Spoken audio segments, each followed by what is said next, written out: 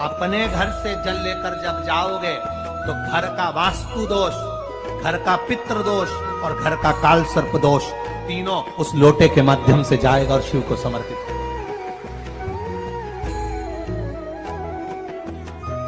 आज फिर निवेदन करूंगा, इस नेपाल देश की पावन धरा से डोलेश्वर महादेव की कथा में निवेदन करना चाहूंगा। जो बेटा बेटी नौकरी के लिए अप्लाई कर रहे हैं, जो बेटा बेटी चाहे सरकारी नौकरी हो, प्राइवेट नौकरी हो, सर्विस के लिए अप्लाई कर रहे हैं, उन बेटा बेटियों से निवेदन है, दुर्वा शिव जी को समर्पित कर कर केवल दूब जानते हो ना, दुर्वा सब जानते हैं। दुबा जो माला पिनाई थी उसमें बहुत सारी लगी थी, बड़ी है, बताना।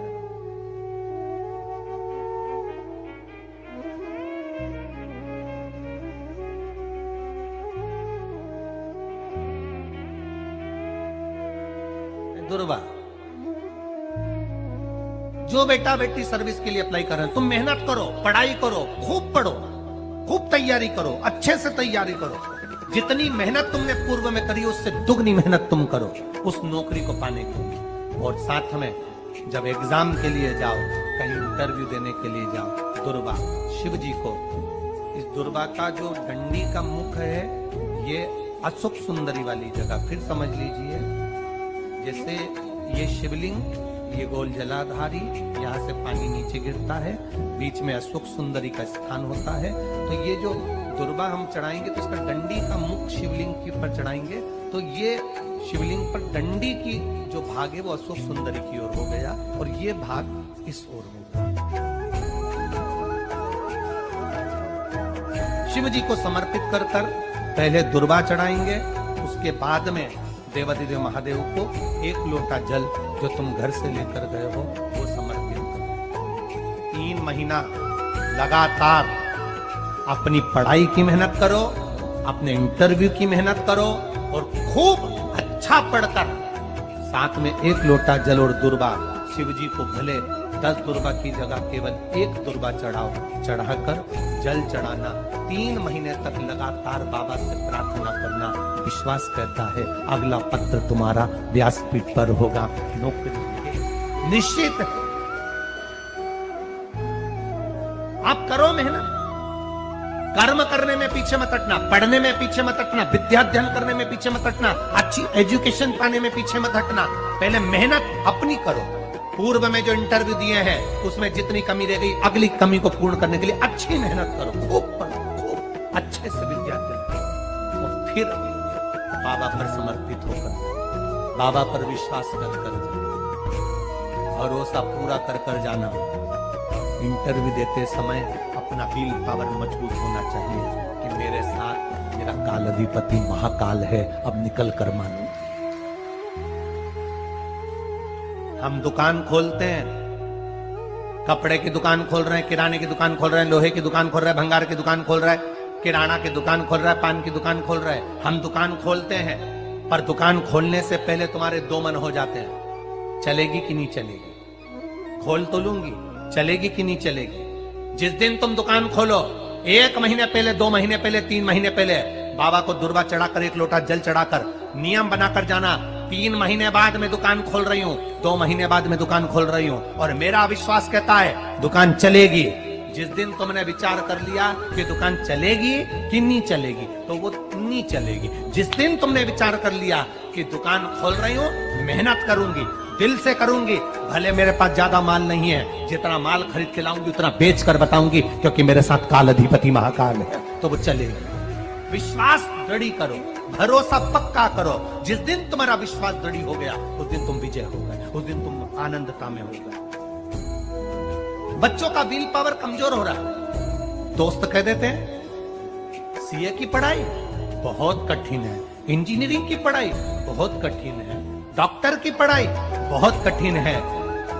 साथ वाले ऐसे मत ढूंढना जो तुम्हारा विल पावर कमजोर कर दे।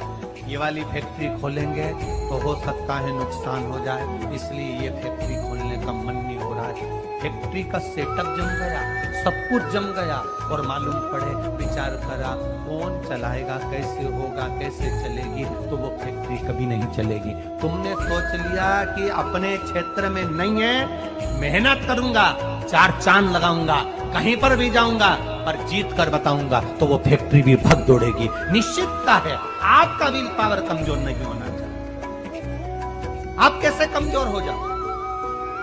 शंकर भगवान का भक्त कभी कमजोर नहीं पड़ता, शिव का भक्त कभी कमजोर नहीं पड़ता।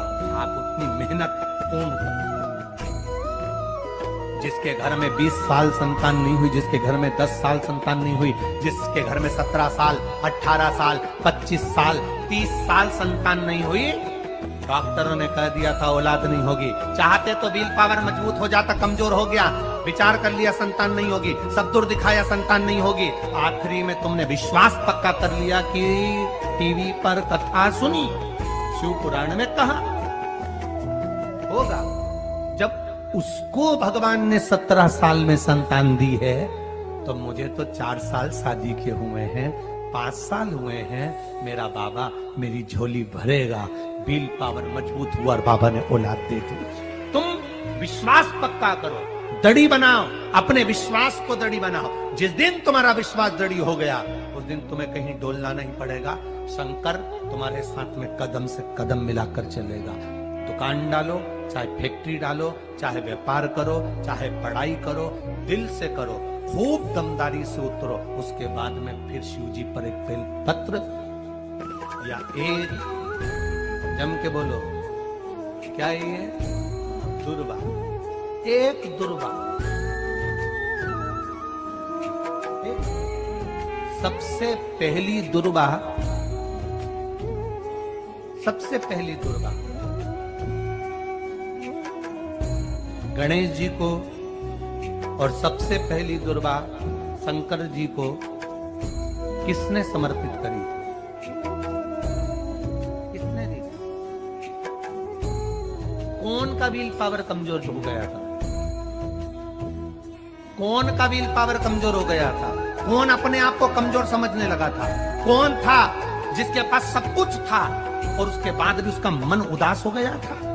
वो था कुबेर, धनपति कुबेर, जिसके पास में सत्ता की कमी नहीं थी, बेबहू की कमी नहीं थी, धन की कमी नहीं थी, संपदा की कमी नहीं थी। वो कुबेर जो एक जगह बैठ जाए तो लोगों का कुबेर का भंडार भर दे।